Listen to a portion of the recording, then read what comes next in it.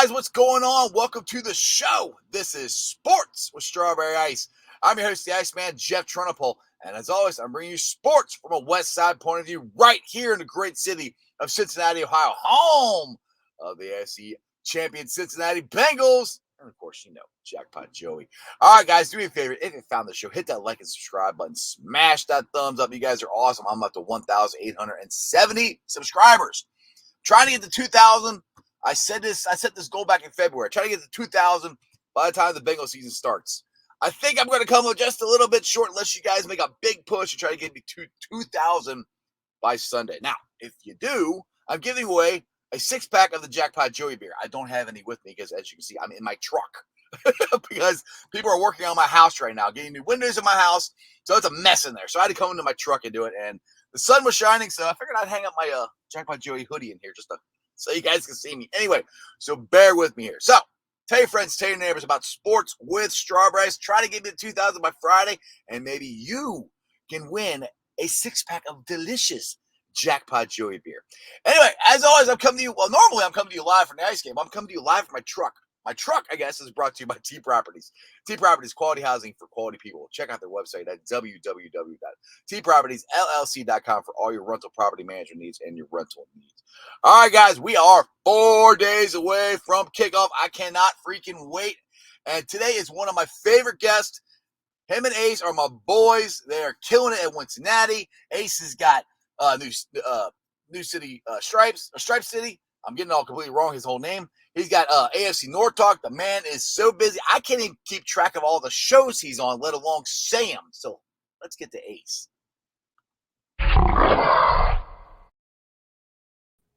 Iceman, what's going on, brother? What's up? See, I'm all discombobulated. I played the wrong thing. Hold on here. This is yours. Yeah, that's better. I'm all discombobulated, man. I'm in my truck. It's all haywire. No, anyway. It's all good, brother. It's all good. Glad to be here. Thanks, man. I appreciate it. So, what's been going on? You ain't been busy or nothing, have you? Man, it's been crazy around here from a personal standpoint, and then of course with the Bengals stuff, getting new lines of merch lined up for the season, getting ready to hit up that game Sunday. It's just all coming full circle, man. It seems like the Super Bowl was just yesterday, and now we're already into the season, right? We had the longest season of any NFL team. It seemed like it was short, honestly, as far as from then to there. Next thing I knew, it was the draft. Then it was training camp. Next thing we're looking at preseason. So I'm just glad to be able to see some starters in for week 1. Oh, dude, me too. Now, are you coming to the game Sunday?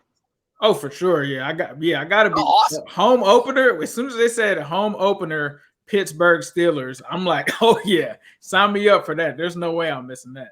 Awesome, dude. Awesome. Well, you have to stop by the Jackpot Joey tailgate. We're going to be in the parking garage right underneath door. Actually, it's right underneath the Moorline house. So if you get a chance, stop by and say hi. I was glad to see. I know Chase has been wearing some of your stuff, bro. So happy for you guys with the Jackpot Joey thing going on. So I'll definitely have to stop by for sure.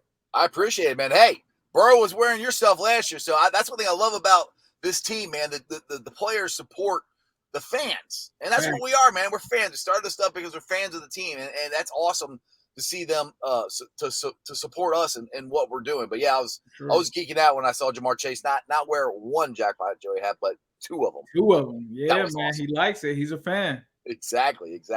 All right, so let's get into this season and this week. It's Steelers week, or as I like to call them, Squealers. Yep. Squealers week, and I put it to people this way, and some people say I might be giving the Squealers a little bit too much credit, but I think they're a better team than they were last year. I think they're going to have better quarterback play. Not that, Trubisky's this awesome quarterback, but he's going to be better than what they had with Roethlisberger last year. Let's be honest. I mean, Ben was washed last year. I mean, I think we both know it.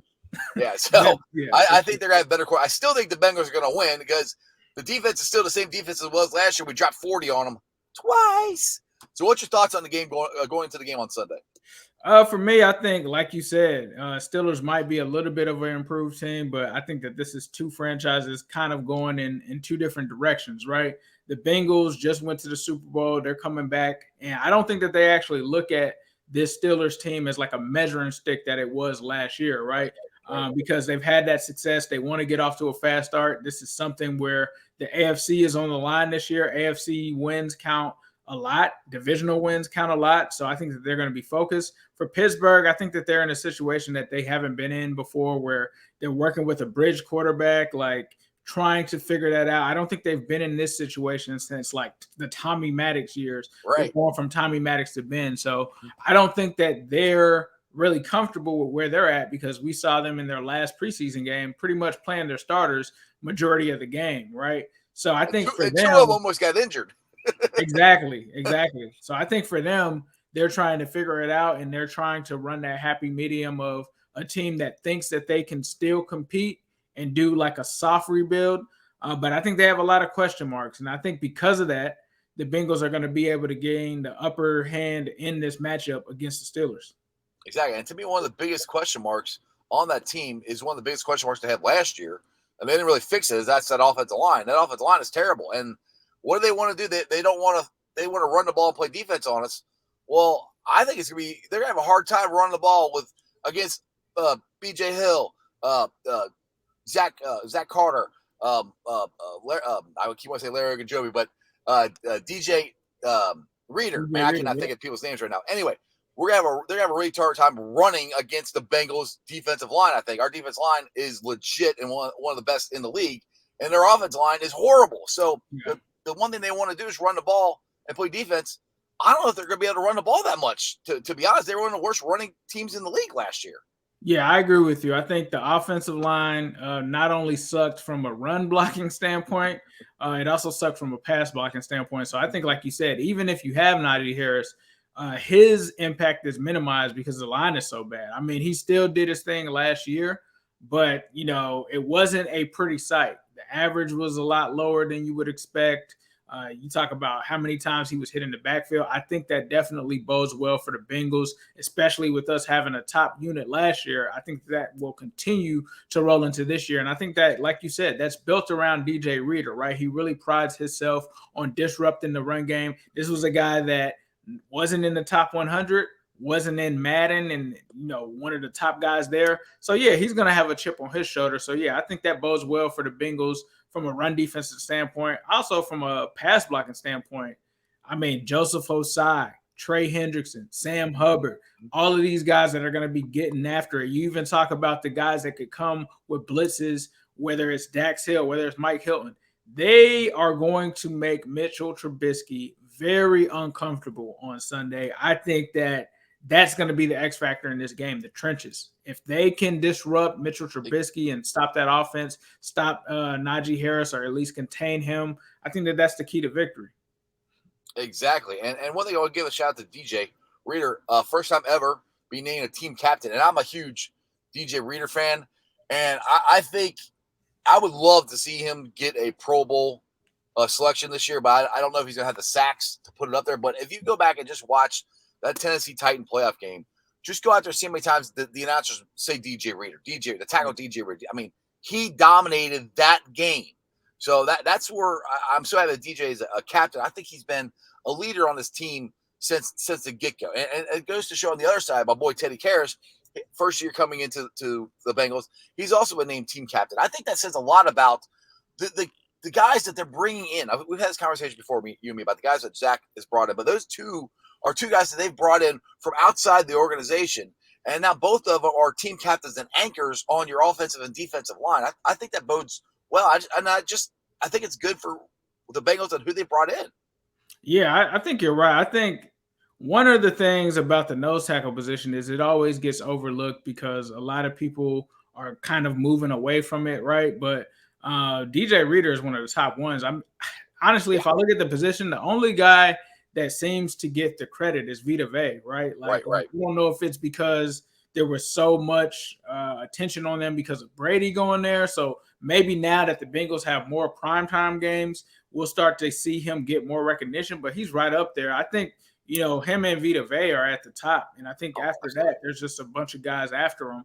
And he definitely deserves to get that respect. And I think you're right. Like, he's one of the leaders and arguably one of the best players on the defense. And we as fans know that, and people that follow the team know that. But when you step outside of that, it's like they don't know DJ Reader exists. They'll talk about everyone else on the defense, Jesse Bates. They'll talk about Logan Wilson. They'll talk about Hendrickson and those guys. They never mention DJ Reader, and it's like, man, do you guys realize how important he is? Like DJ Reader and Cheeto are two guys that are criminally underrated by people outside of Cincinnati.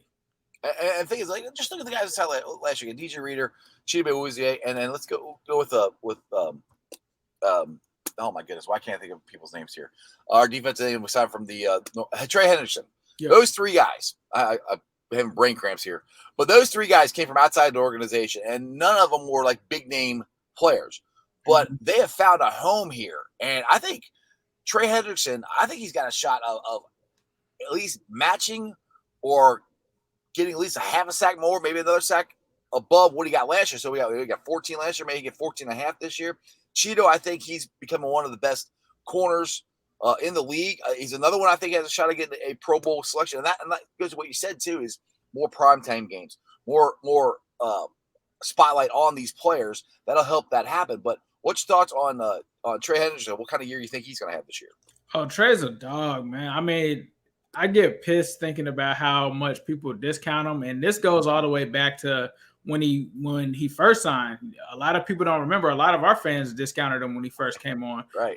I just cut the film on the guy, and I'm like, yeah, we can hear about names and stuff like that. In the NFL, you have guys that are overrated. Then you have guys that are, receiving their just due. And then you guys have guys that are underrated. When I turned on the film with Trey Henderson, I just saw a dude that was literally just beating every person. And before that, if I would have just listened to Twitter, if I would have just listened to the outside noise, it would be, hey, this guy is only good because he played with Jordan Cameron. And I remember seeing somebody say that he had fake sacks. I'm like, how do you have fake sacks? So I think, Hendrickson, bro, like, honestly, he's only going to get better because you really look at it last year, and this is not a knock against Hubbard because Hubbard is great and he does a lot of things for our team, but it's not even about him. Having Hubbard and Osai as threats across from him, and also possibly Zach Carter that you talked about earlier, like that's not going to do anything but help him. Like that's going to balloon those numbers if they're able to stop teams from solely concentrating on Hendrickson, because at some points, especially when they got into the playoffs and we got closer to the Super Bowl and when Larry Ogunjobi went down, it was tough for him to just try to do it all on his own, right? So I think he was making plays. And dude, he was flat. Yeah, he was flat wore out, dude. In that Kansas City Chiefs game, he was done. He was playing hurt and all of it. Like the dude is gonna be a top 5 edge rusher. People aren't ready for that. He's going to be a top 5 edge rusher, I think, from here on out. I mean, when he came to the Bengals, a lot of people forgot he was already an NFL top 100 guy. So I just see him continuing to move up. And, maybe it is 14, 15, maybe it's 16. Who knows? I don't think you can put a cap on this guy. And I think a lot of people forget before him, I don't think we've had a guy like this since Carlos Dunlap. And I don't even think Carlos Dunlap has done what Trey has done to that level. So I think Trey's just going to continue to go up, especially with more help around him. Exactly. And I almost steal a line from Zim where he calls Joe a psychopath. Trey Henderson's a freaking psychopath. I will tell you this, when he turns that switch on, there is no off switch when it comes to practice, games, whatever. Because I said this a couple times, I said hi to him, at the practice or whatever. And he just, did one of these things. It's like, hey, and a couple guys that was standing next to me are like, wow, he mean mugged you. I said, dude, he's a psychopath. I said, there is no off switch for him. This is real. I mean, he is here to destroy everybody when he's on that field. So that's one thing that I think he brings a lot of that to the team and practice. I mean, I think that helps elevate the guys at practice because there is no off switch with him. And so that just helps everybody get better. The crazy thing is, I live down here in Florida and I'm in the Orlando area. He went to a high school called Apopka down here. Okay. If you don't know anything, Apopka is like state champs every year. Like some of the best talent, a lot of NFL players, you talk about Warren Sapp. Warren Sapp went to Apopka. Let's just put it like that. That's like, a pretty good player. He came from that school. So this guy has been a dog for a very long time. So yeah, Hendrickson is definitely going to be the real deal for sure. Exactly. All right, so the one thing I want to bring to we have Jesse Bates finally came into camp, which I think we all knew he was going to come in. I'm happy he's here. I hope he comes in and balls out and plays like he did in the playoff run. Now, my thought is he might get off to a slower start because, he hasn't been there at training camp and all the installs and all that stuff. But on the backside of that, I think it also helped the Bengals and Dax Hill, who I think is going to be a really phenomenal player for us. He's the Ginsu knife of that secondary, I think. But help him develop faster because Jesse wasn't here, so he could play. So people are like, Jesse might not start off slow. Well, we got Dax. I still think Jesse is going to ball out this year, to be honest, because he's got nothing to lose at Ace. Last year, I think the contract situation kind of got to him a little bit. In the playoffs, he just cut it loose. And I'm hoping he's going to cut it loose this year. And I'm looking for a really big season out of him so he can go get that bag of money. It ain't going to be with us. I'm going to miss him, but we got Jackpot to sign. We got Uno to sign. We got T to sign. So I love Jesse. I want him to go get that bag, but hopefully he gets a ring here before he leaves. What do you think Jesse's going to do this year? And how do you think Dax Hill is going to work in this defense? I think Jesse's going to ball out. I mean, he's in a contract year. We did give him that extension, so luckily he gets some coin in his pocket. But I think, Dax Hill is going to help him, because it's going to make offenses have to second guess. That could lead to potentially some more interceptions, some more plays. But anytime you get a player like Jesse Bates that's getting ready to hit the market in a contract year and he's playing for a team where he could win a Super Bowl, I think it's a win-win. And I think that Jesse's going to have a big season. He didn't have the season that he would have liked to have had last season, especially during regular season. Playoffs, he turned into Jesse Bates of old. But I think that he wants to show that consistency to the point where, who knows, if we do go out there and get a Super Bowl, maybe he does consider coming back to Cincinnati. But even if that isn't a possibility, he's looking at greener pastures and, being the unquestioned number one safety to be on that free agent market. So I think he's going to do well. I think Dax is just going to affect him positively. And I think that they're going to feed off of each other. I think that they're going to be a dynamic duo or a trio back there if you count Von Bell in as well. I think somebody coined the phrase Bell the BBD. I think somebody did that, did they? Yes, sir. That was yes, you. Sir. No Bates and Dax. Yes, sir. Yep. It's going to be a lot of BBD this season for sure. But they're just going to feed off of each other, man. Like that's going to be a lot of people were scared by the Migos last year, this trio. I think a lot of offenses are going to be scared about the trio of BBD. So I think I think people would be scared of just the secondary in general. I mean, with Eli Apple and Cheetah Bay and Mike Hilton in that, and whenever he comes back, Cam Taylor Britt, dude, our secondary we're going to be able to cover. Name somebody we're not going to be able to cover. We can't cover. We can cover tight ends. We cover running backs coming out of the backfield. We cover all three of your wide receivers, or if you want to go four wide, we can cover everybody. I mean, our secondary is scary. Sure. I mean, back in '88, we had a hot team. We got BBD, but the secondary is freaking ridiculous, dude. For sure. It's crazy, man. I mean, you even talk about Trey Flowers. Like, they can deploy someone for everyone. Logan Wilson can cover. I mean, Akeem Davis-Gaither. Like, they have – if they stay healthy, they have plenty of guys that can cover in any kind of situation. It's going to be scary. And they're all ball hawks, too. That's the cool thing about it. They're all ball. So that ball is up in the air. There's a pretty good chance some guy in an orange-black striped helmet is going to come down with it.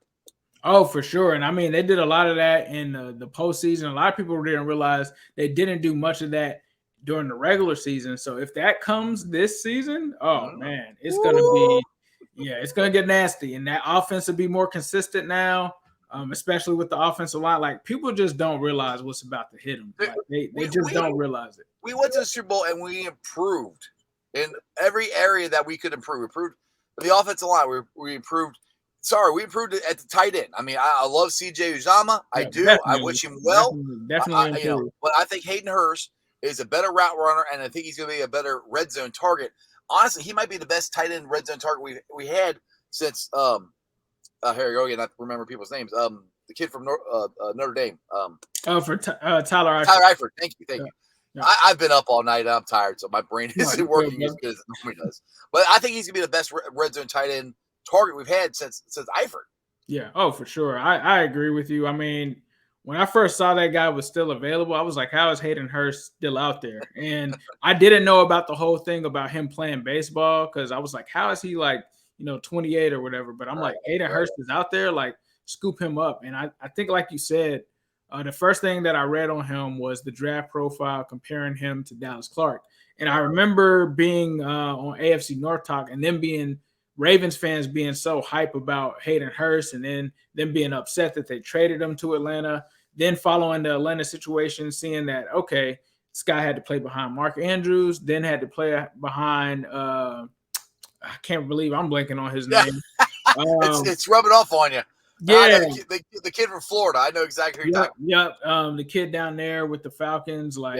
So, he's in a situation where he didn't get a chance. But if you look at that, before that kid got there, had a pretty good season, better than anything we've seen from CJ. So I just think he's going to be a weapon in this offense that a lot of defenses are going to struggle with, especially when he's in there. I think he's going to help out Tyler Boyd because for the most part, Tyler Boyd kind of commanded that middle, right? Now it's going to be Hurst and Boyd, and that's Kyle Pitts. The one thing about Kyle Pitts, and one of the reasons that I wanted the Bengals to consider him is because teams couldn't just blitz linebackers, right? Like when you have a threat of that nature where it's a Tyler Eifert level, a Kyle Pitts kind of guy where he's more of a receiver than a tight end. He's not a blocking tight end like Hayden Hurst can be. They can't just blitz that guy. Right. Like you'd eat him alive every time with the hot route to Hurst if they do that. And I think now how do you guard this team? How do you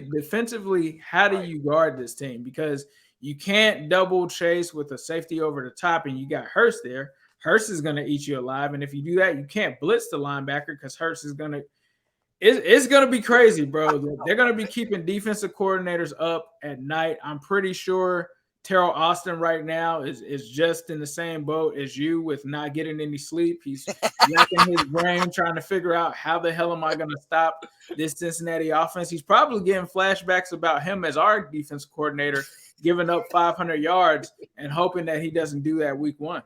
Exactly. And one thing we kind of glossed over, we talked about, but the biggest hole that the Bengals fixed is the offensive line. And I've said this on my show. I've probably done this every day this week. One thing this does for Zach Taylor, it opens up every page on the playbook. Like everything's open. I mean, because people last year kept saying when's Zach gonna open up the offense? When they gonna, his coaching mistakes, blah blah. Which I agree. Not all of them were because of the offensive line, but a lot of this stuff he had a coach around that offensive line, especially in the playoffs. After Riley Reef went out, that right side of that line was awful. Whew. And he coached his ass off to get us to that Super Bowl. He did. Long as they stay healthy, and we got, as Dave Lapp says, 5 of them moving as a fist, dude, we're going to have offensive line for the first time since, 2015. I mean, it's going to be ridiculous what Jackpot can do. Jackpot Joey Burrow could take not only a 5-step drop, hell, Ace, he could take a 7-step drop. He didn't have time to do it. That wasn't even a playoff in the plans last year. So, what's your thoughts on the offensive line? I think the offensive line is going to improve the play calling for sure. I mean, you talk about play action. We couldn't even run it last year. You'd have a guy in your lap. And I think you're right, man. Like, Zach, we finally get to see him run through that book of plays that we wanted to see. And I think with the offensive line being bad, I think with Joe Burrow coming off of the injury, that kind of handicapped him, right? He kind of had one of his arms tied behind him. But I do think the offensive line is going to be much improved. It's going to help out and build lanes for the run game. I think you'll see Joe Mixon make some more plays. I think, like you said, you'll see routes develop, different concepts. And so while a lot of people were probably prepping for that Bengals offense they saw last year, this offense is going to look different because now they're going to have more time to do more of those things and be more consistent and sustain those drives that would be 3 and outs and stuff like that. I think with this line, we will be fine. We can get a yard now, okay? We might not have been able to get it in the Super Bowl. We can get that yard now. We can get that yard now with this line. Dude, you know who I think has got to be the happiest guy in the building? Joe Dean. Joe Dean. Oh, for sure. Dude, I'm telling you, I think he's good. We talk about people balling out. Joe Dean's about the ball, brother. I think he's got a shot at getting 2,000 multi-purpose yards. I don't think they're going to run the ball enough to get that, but I think he's got a shot of 2,000 multi-purpose yards this year. I agree. He's got to be licking his chops, dude, because Ace, he's going to be able to make his first cut beyond the offensive line most of the time. 90% of the time of his Bengals career, he's had to make his first cut almost after he got the ball in his hand. Exactly. And I think you're right about that. A lot of people are talking about Joe, but Jodine running behind Lyle, bro, that's gonna be that's gonna be nasty. It's gonna be nasty. Yeah, see the smile on my face. I'm gonna be like this all season watching that because I'm so happy for Joe Mixon because the man has been here this whole time and he hasn't complained. He's just done his job. He hasn't said a word about having to run behind crappy offensive lines or anything. He's finally got one, and I'm so happy for him. I cannot wait to see what he does in the future or with this season coming up here. For sure. All right, so 2022 season coming up. All right, so we got the Squares this week. What are your thoughts on just the season in general? I know you talked to the guys of the AFC North talk. What are actually I'll put this? What are their thoughts on the Bengals? Are they still sleeping on us like they did last year? Because I remember last year you were holding it down, saying, "Look, boys, we got something for you," and they were all laughing at you, like, "Oh no, you don't have this." Da, da, da.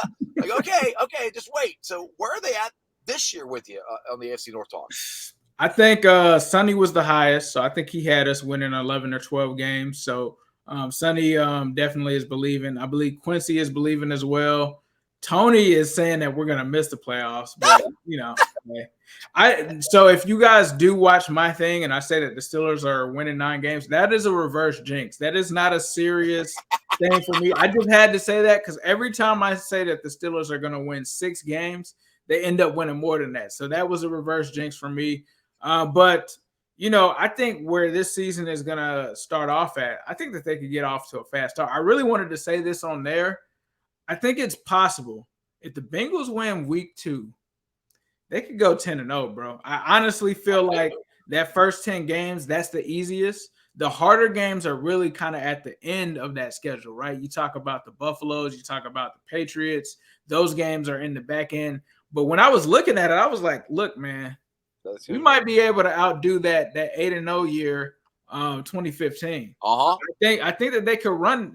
I honestly think that they could run the table. I don't really see too many teams that scare me in that first 10 games. Now you got the Saints. I'm not as high on the Saints as other people are because they don't have Sean Payton. And to me, Sean Payton, to me at least, is a top 5 coach. So if they can beat the Cowboys and the Saints, I'm telling you, bro, I got a feeling that they could go 10-0 to start the first games. What is it? Well, let's look at this. Just look at it real quick. So we got the Squares first week, then we got the Cowboys. I think we got a shot at beating both those. Now, week 3, now let's start to scare everybody because we got the Jets and a backup quarterback again.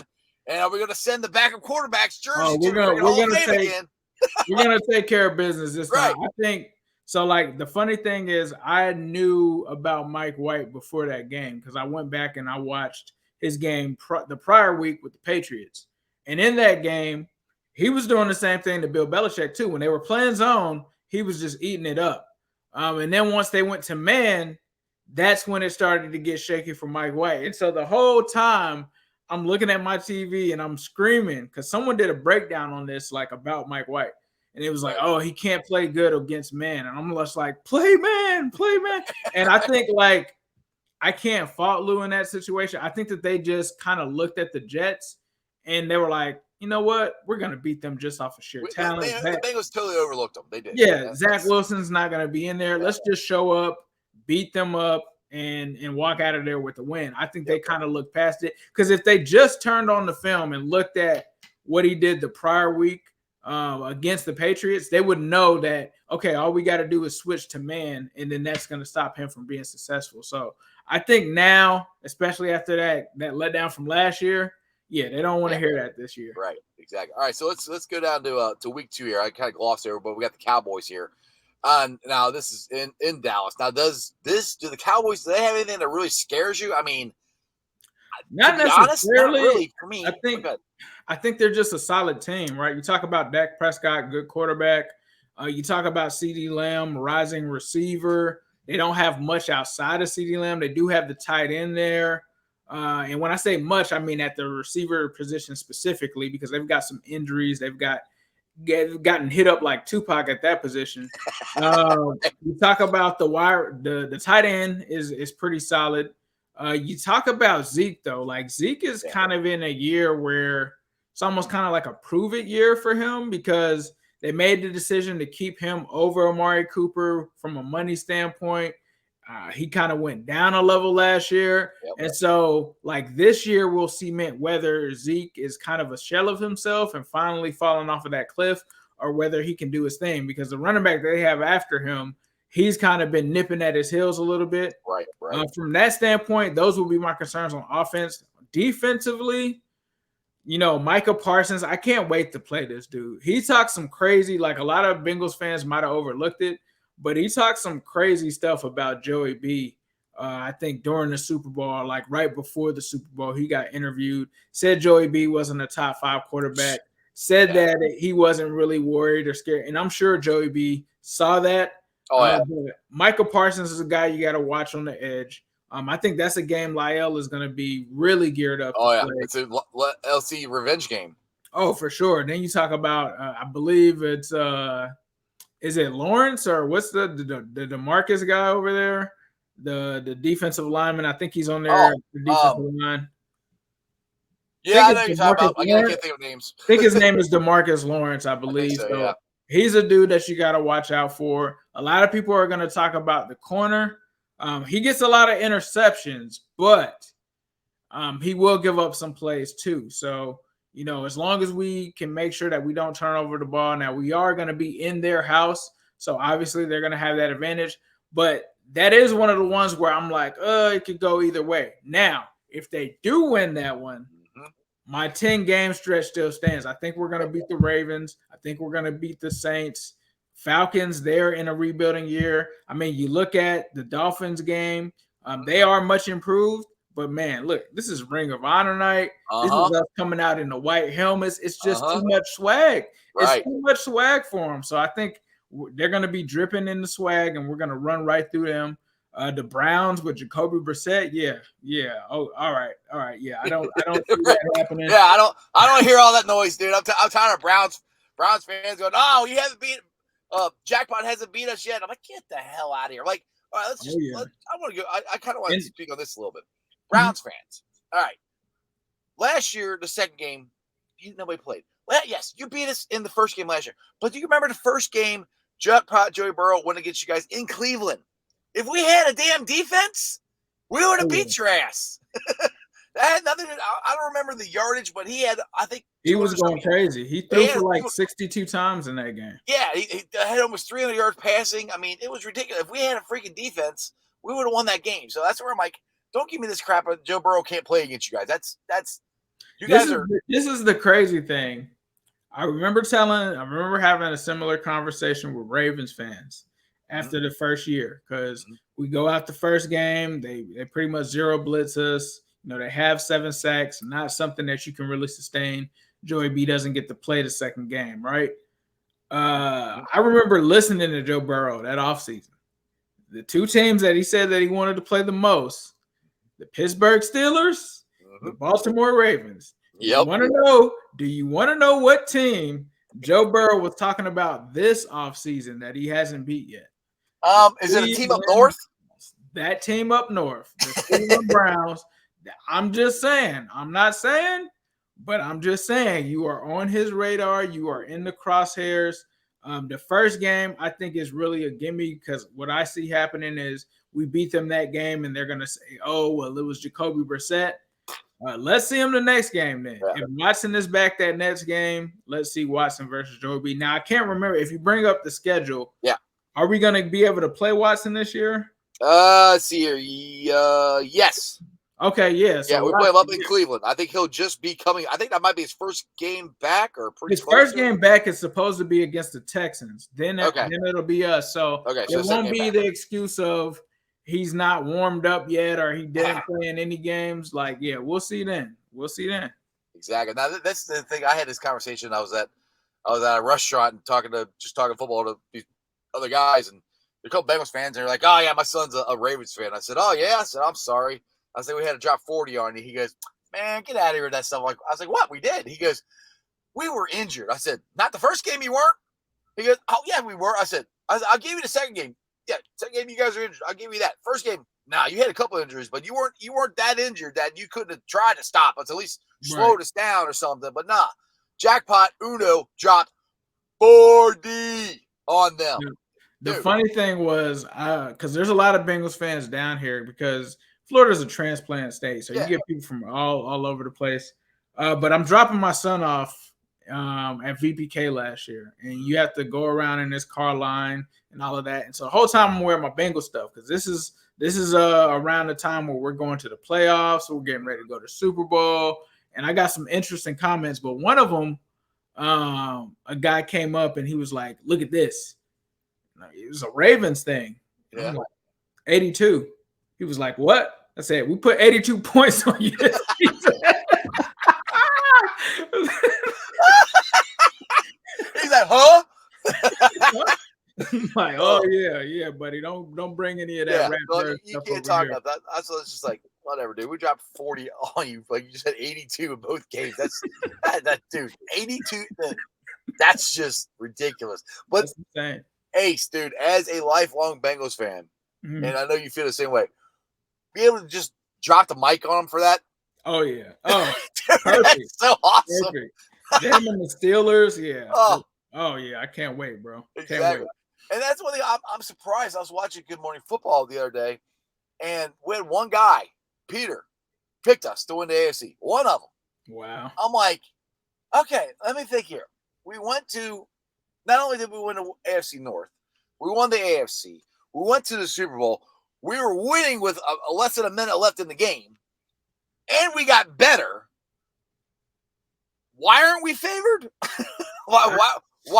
I mean, I'm starting to think. Honestly, I'm starting to think that it's that the Bengals aren't lining pockets of analysts. Is that where we're at now? Where we have to pay the analysts too? Like, right. I don't know what the Buffalo Bills are paying these guys to put them all number one this season, but I mean, it just doesn't make sense, man. So for me, if you said the Kansas City Chiefs, it wouldn't be as much disrespectful. It wouldn't really be. I wouldn't take it as disrespectful, right? Like, right. Put the Kansas City Chiefs there. Cool. These guys have been to the Super Bowl, 3 out of the past 4 years. Okay, I could get with that, right? They've actually won a Super Bowl. Bro, what the hell have the Bills done? They can't even beat the Chiefs when it matters. They lost to the Chiefs within 3 seconds or 36 seconds or whatever it was. Yeah, like 13 seconds, right? That's all it took for them to lose.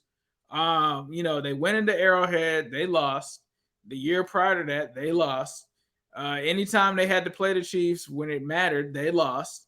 But somehow they not only leapfrogged them, they also leapfrogged us, who they've never played before, right? And this is the thing. This is the same team that had Pat Mahomes looking like an average quarterback in a playoff game. And you're leapfrogging us that went to the Super Bowl. It's crazy.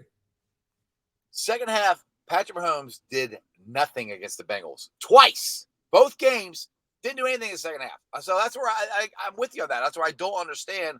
And don't get me wrong, I think Buffalo is a good team. I really do. I like Josh Allen. I like what they put together there. But to just be parading around as if the Bengals fell off a cliff when we didn't have any coaches leave, when we didn't lose any key players, when we only got better, when we still have Joe Burrow, when we still have Jamar Chase, when we still have Joe Mixon, T. Higgins, and they just murdered Jalen Ramsey, the best corner in the NFL, like it was nothing.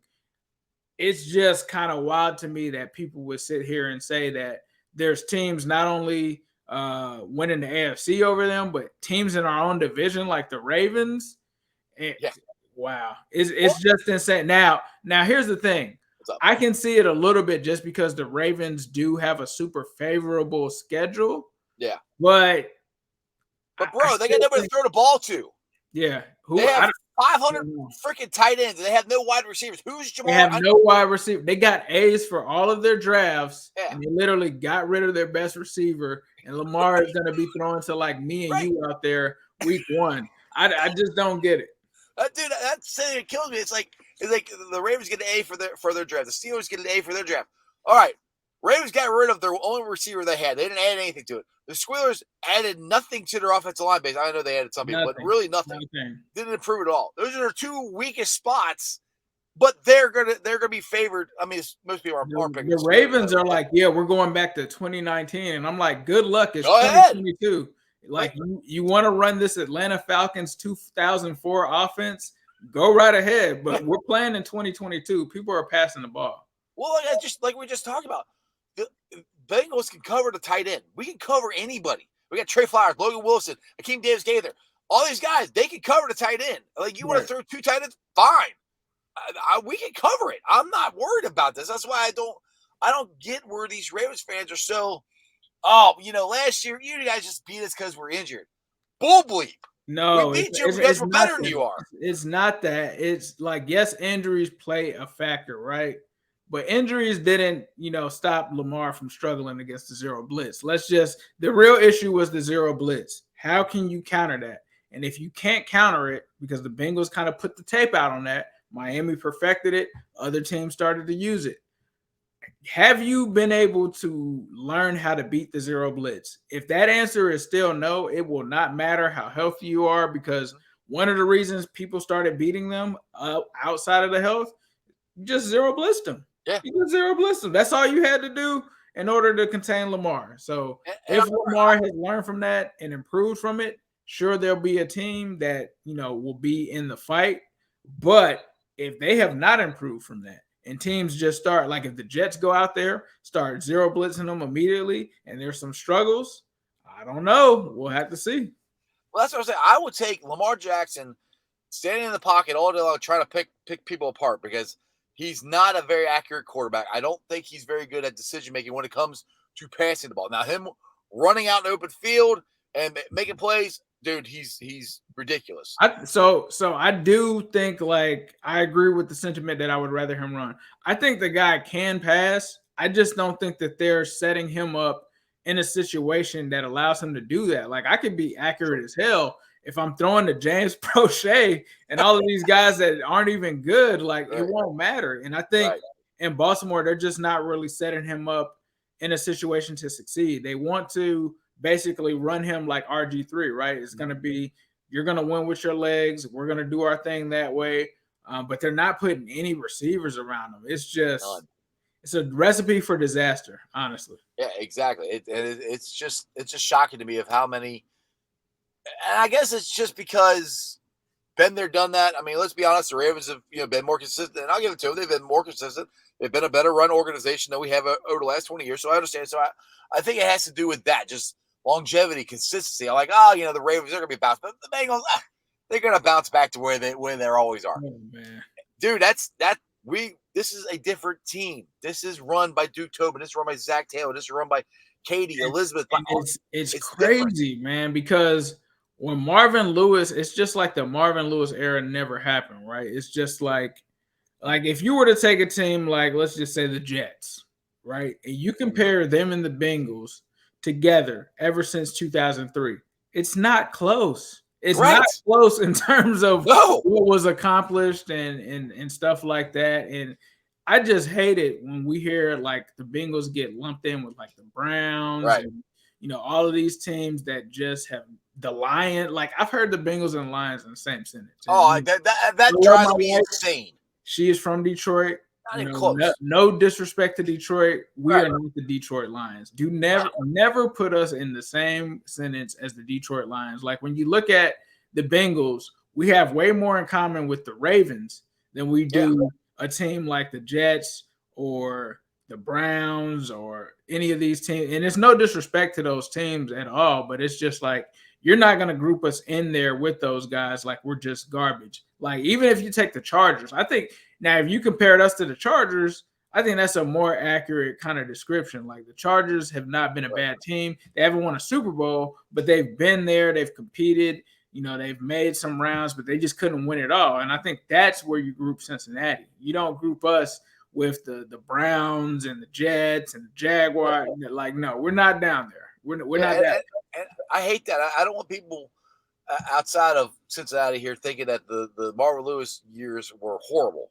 They were. Marvin Lewis brought us out of the doldrums of the 90s. He brought us. Now, before that, we were there. In the 90s, you can group us with those teams. But Marvin changed everything for this organization, and Marvin took us to playoffs.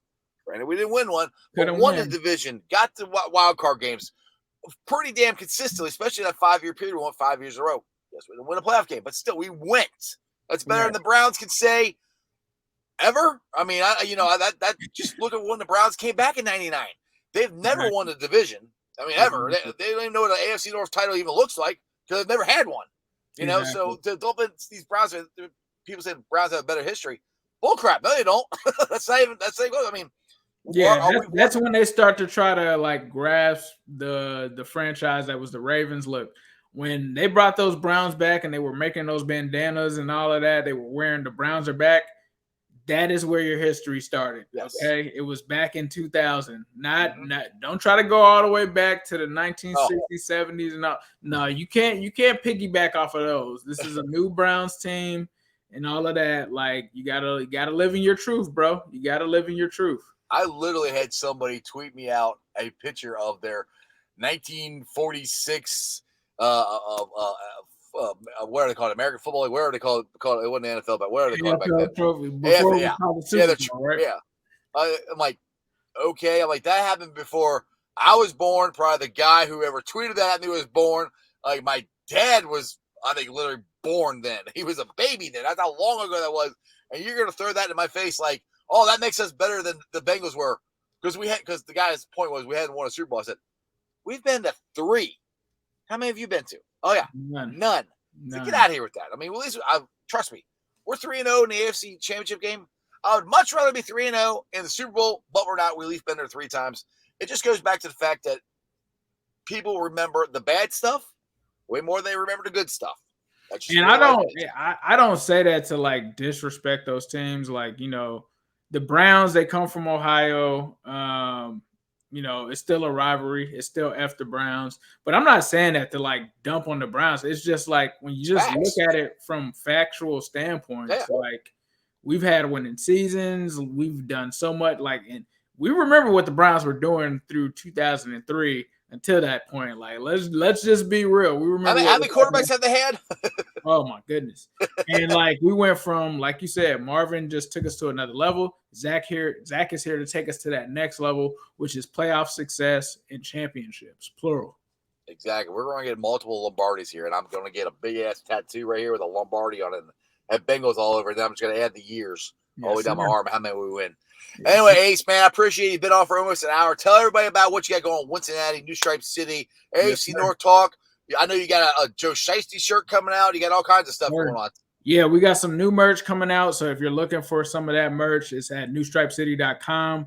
Also, I'm doing a giveaway on Twitter. So make sure you follow me. If I can get to 10,000 followers, I'm actually going to give away a Migo shirt and some other merch. I'm going to let 5 lucky winners pick their choice of the merch. And then also we're going to be in stores this season. So it's kind of a secret. Awesome. It's a little bit, if you know, you know. But if you go to Cincy Shirts and you ask for a Migos shirt or you ask for any other New Stripe City stuff, you can get that printed local in Cincy. I know that was a struggle last year because a lot of people wanted to just go into a store and buy it. You can do it there. Also, catch the Cincinnati podcast every Tuesday and Thursday. Make sure you hit that subscribe button on the YouTube. And make sure you hit that subscribe button on Strawberry Ice's YouTube channel, because let's get this guy to 2,000. Come on, guys. What are we doing here? What are we doing here? I'm trying to go and get that Jackpot Joey 6-pack. I mean, come on, man. We're going to be at the game this Sunday. Make sure you hit that subscribe button so you can go down there and get your Jackpot Joey beer, courtesy of him. But you can also catch me on New Stripe City as well. That's the YouTube channel. And I appreciate you guys for supporting, and definitely appreciate Strawberry Ice for having me on. Hey, Ace, as always, brother, you have been a friend to the show. You supported me since I've started. So, as always, I appreciate it. One of these days, maybe I'll catch up to you on subscribers. But like I said, you have been doing this way longer. And I always appreciate you coming on. I appreciate the support. And, dude, come see me Sunday. We're going to have some fun in the jungle. We're gonna wipe the floor with the squealers. I can't freaking wait. Yes, sir. We're gonna do it. Who dey? Who dey? All right, guys. I hope you enjoyed that as much as I did. I appreciate Ace. It's one of my buddies. Him and Zim come on my show a ton of times. They support what I do. I really do appreciate it from the bottom of my heart. So go check out the show. Please go subscribe to the show. Hey, you can go buy shirts at Cincy Shirts now from Ace. You want a Migo shirt, Joe Shiesty shirt, all that stuff. Go check it out there. That is awesome. Anyway, let me get to the Facebook groups that let me live stream, and I appreciate every single one of them. They're Houday Nation, Houday Legion, Bearcat Ruckers, the Ohio State Bucknuts, the Ice Bar. They can follow me on all my social media platforms, all under Sports with Strawberry Ice. I'm on Facebook, Instagram, Twitter, and TikTok. Twitter handle is at Jeff A. Trunapole. TikTok is at Iceman90. I think I'll be pulling this sound off later on tonight. We'll see. But if I do, it's on a podcast. It's on BeanPod, Apple, iTunes, Spotify, Google, Stitcher Play, pretty much wherever you get your podcast. Please make sure you rate, like, and review. Give me a 5-star review. Leave a comment so more Cincinnati fans can find my podcast. YouTubers, like I said, I'm trying to get to 2,000. We're kind of going the wrong way. I was at 1,873 yesterday. Now it says I'm at 1,870. So, trying to get to 2,000. Hopefully by Sunday. But like I said, you guys got to get on your horses, tell your friends, tell your neighbors about Sports with Strawberry Ice. I'm giving away a 6-pack of this delicious Jackpot Joey beer, which I normally would have sitting behind me or drinking, but I'm in my truck. As you can see, I'm getting windows put in my house, so that's why I'm in here. Anyway, check us out tonight. We will be at Wild Mike's from a West Siders. Wild Mike's Shady Lane. We will be having a keg tapping party. I know we said it was going to be Monday, then we said it was Tuesday. It's actually happening tonight. So make sure you come if you want some delicious Jackpot Joey beer on draft, because you know if you're a beer drinker like I am, you know it tastes differently on draft than it does in a can or bottle. I prefer draft the best. Anyway, come join us tonight. They'll be tapping the keg around, I think, 6 o'clock, 6:30, somewhere around there. I will probably be showing up around 6:30, 7 o'clock. Anyway, come check us out. Wild Mike's, Shady Lane. Be there. Let's have some fun. And other than that,